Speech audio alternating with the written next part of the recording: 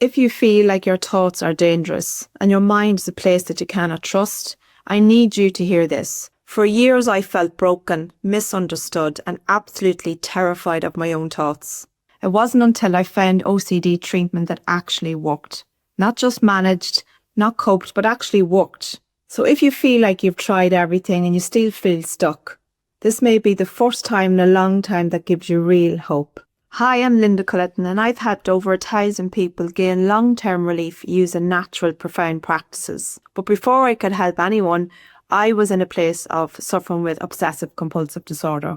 I had tried therapy, I had tried books, I had tried all the known treatments for OCD, and nothing changed long-term. Nothing actually shifted long-term. And it wasn't until I discovered these specific techniques did my life completely change. Because the truth is, you cannot think your way out of OCD. But what you can do is you can regulate your way out. You can bring a sense of safety back into your body. You can start doing specific breath work. You can release the repressed emotion.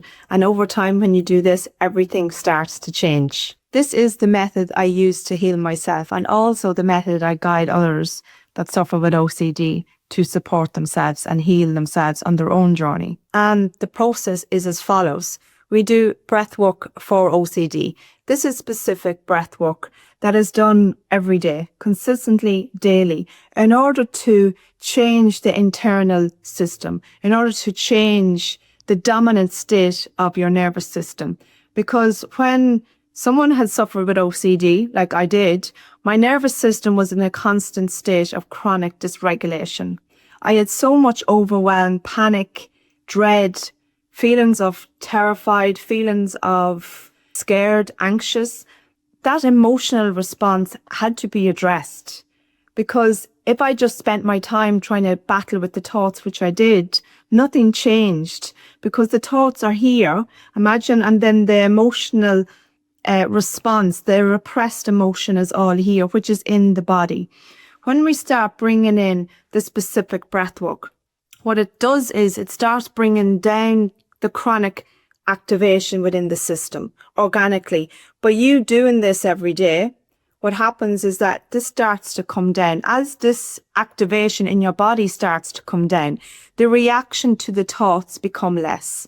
As the reaction to the thoughts become less, the obsessive nature of the thoughts starts to organically change. Because what fuels these thoughts is the emotion. And when you truly understand this, this is the key.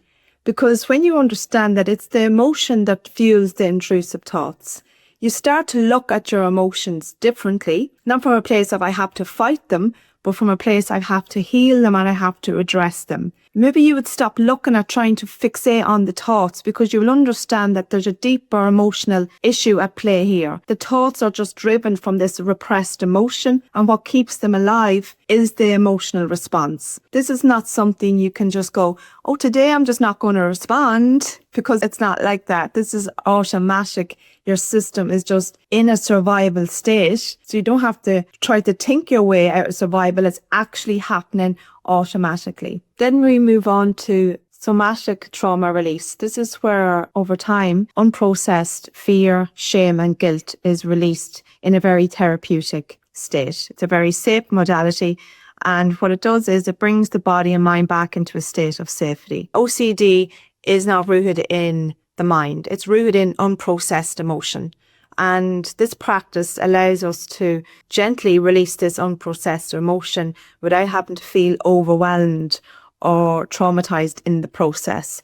So it's a very therapeutic practice, and ultimately it helps to create a space between you and the emotion.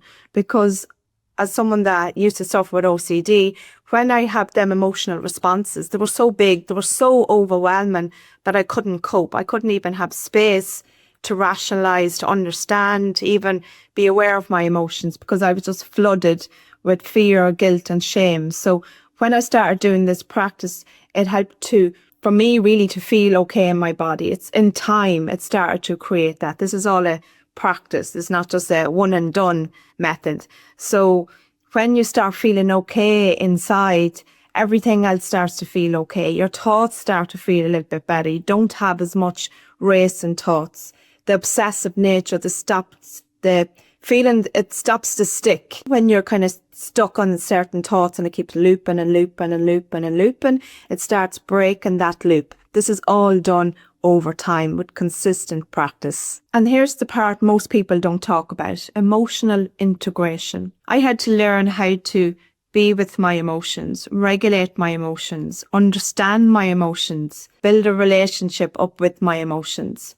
But I couldn't do this initially first because my system, as I said, was in chronic disactivation. It was in chronic dysregulation. So I couldn't approach my emotions. I didn't even know what they were. And it was so overwhelming in my body that I had so much fear that I couldn't even go there.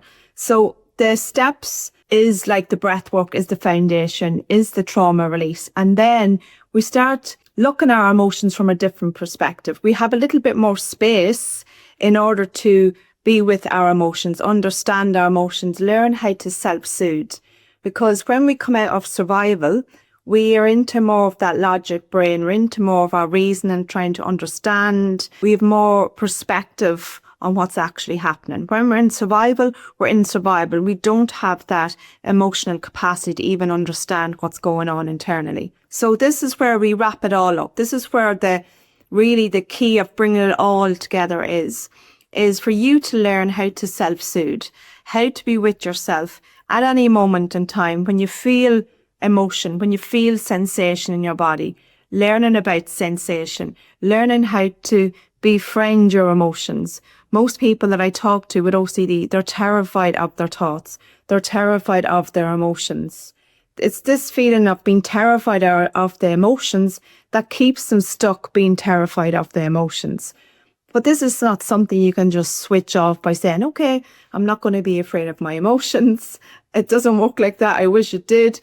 What really happens is that when you take down the emotional charge, then the emotions with the practices, the emotions in time don't be as active. Now, sometimes they will flare up and it will feel overwhelming and it will feel like it's back again or I'm stuck in a loop. And that's not the truth.